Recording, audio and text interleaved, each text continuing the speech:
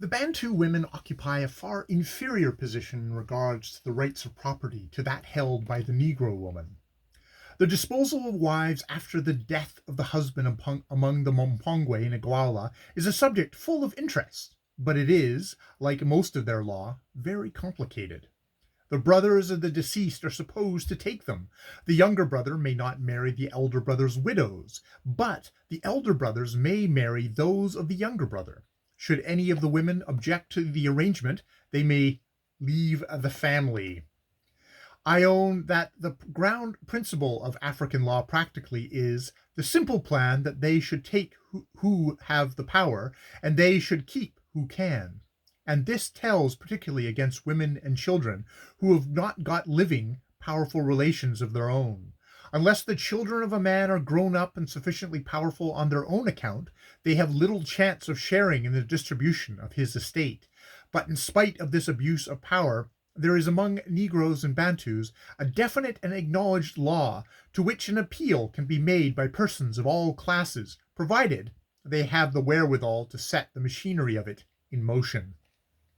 The difficulty the children and widows have in sharing in the distribution of the estate of the father and husband arises, I fancy, in the principle of the husband's brothers being the true heir, which has sunk into a fossilized state near the trading stations in the face of the white culture. The reason for this inheritance of goods passing from the man to his brother by the same mother has no doubt for one of its origins the recognition of the fact that the brother by the same mother must be a near relation, whereas, in spite of the strict laws against adultery, the relationship to you of the children born of your wives is not so certain. Nevertheless, this is one of the obvious and easy explanation for things it is well to exercise great care before accepting, for you must always remember that the African's mind does not run on identical lines with the European. What may be self-evident to you is not so to him, and vice versa. I have frequently heard African metaphysicians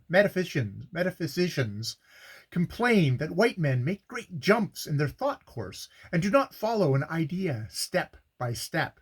You soon become conscious of the very careful way a Negro follows his idea.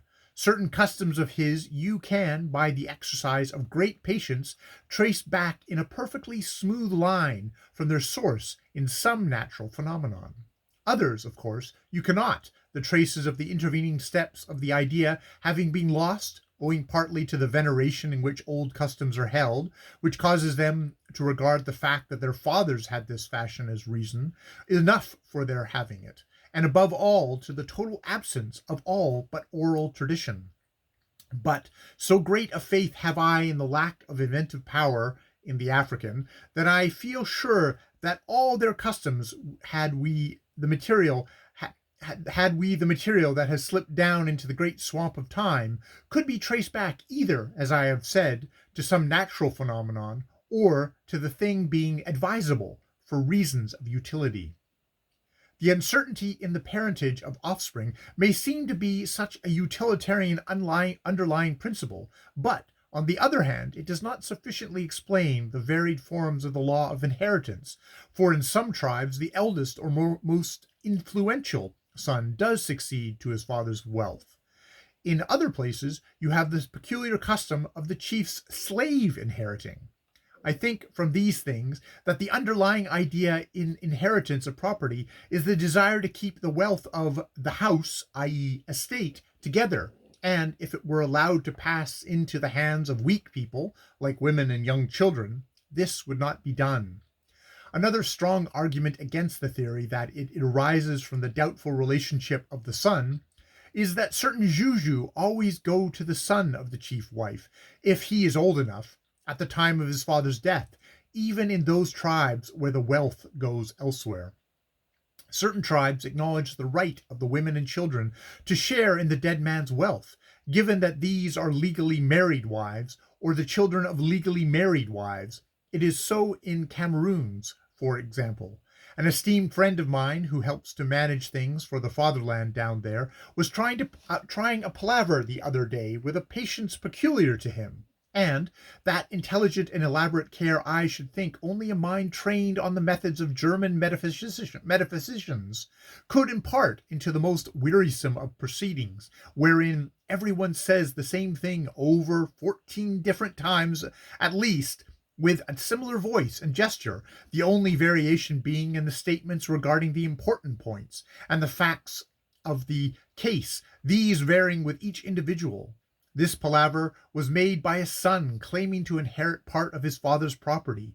At last, to the astonishment, and of course, the horror of the learned judge, the defendant, the wicked uncle, pleaded through the interpreter, this man cannot inherit his father's property because his parents married for love.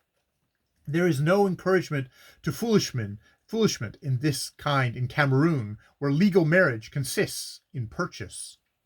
In Bonny River and in Opobo, the inheritance of the house is settled primarily by a vote of the free men of the house. When the chief dies, their choice has to be ratified by the other chiefs of houses. But in Bonny and Opobo, the white traders have immense influence for a long time, so one cannot now find out how far this custom is purely native in idea.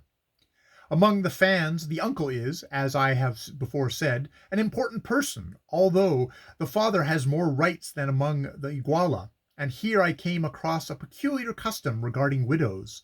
Monsieur Jocot cited to me a similar case or so, one of which I must remark was in a Ajumba town. The widows were inside the dead husband's hut. As usual, the fan huts are stoutly built of sheets of flattened bark, firmly secured together with bark rope and thatched. They never build them in any other way except when they are in the bush rubber collecting or elephant hunting, when they make them of the branches of trees. Round the bark hut with the widows inside, there was erected a hut made of branches, and when this was nearly completed, the Fans commenced pulling down the interior bark hut, and finally cleared it right out, thatch and all, and the materials of which it had been made were burnt. I was struck with the performance, because the Fans, though surrounded by intensely superstitious tribes, are remarkably free from superstition themselves, taking little or no interest in speculative matters, except to get charms to make them invisible to elephants, to keep their feet in the path, to enable them to see things in the forest, and practical things of that sort. And these charms they frequently gave me to assist and guard me in my wanderings. The Mpongwe and the Iguala have a peculiar funeral custom, but it is not confined in its operation to widows, all the near relatives sharing in it. The mourning relations are seated on the floor of the house, and some friend, Dr. Nassas told me he was called in this capacity, comes in and lifts them up, bringing to them a small present, a factor of which is always a piece of soap.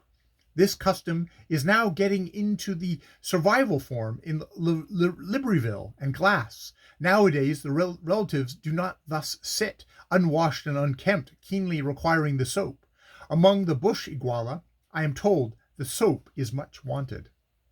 It is not only the widows that remain, either theoretically or practically unwashed. All the mourners do. The Abidos seem to me to wear the deepest crape in the form of accumulated dirt, and all the African tribes I've met have peculiar forms of hair cutting, shaving the entire head, not shaving it at all, shaving half of it, etc., when in mourning. The period of the duration of wearing mourning is, I believe, in all West Coast tribes, that which elapses between the death and the burial of the soul.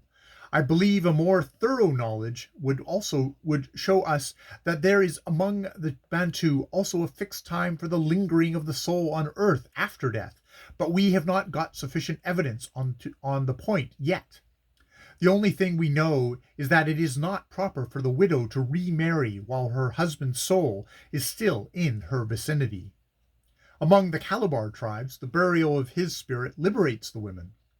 Among the Tishwa, she requires special ceremonies on her own account. In Togoland, among the Yui people, I know the period is between 5 and 6 weeks, during which time the widow remains in the hut, armed with a good stout stick, as a precaution against the ghost of her husband, so as to ward off attacks should he be ill-tempered.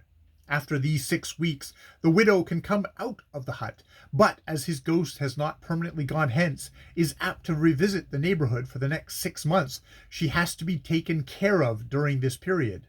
Then, after certain ceremonies, she is free to marry again. So I conclude the period of mourning in all tribes is that period during which the soul remains round its old possessions, whether these tribes have a definitive soul burying or devil making or not.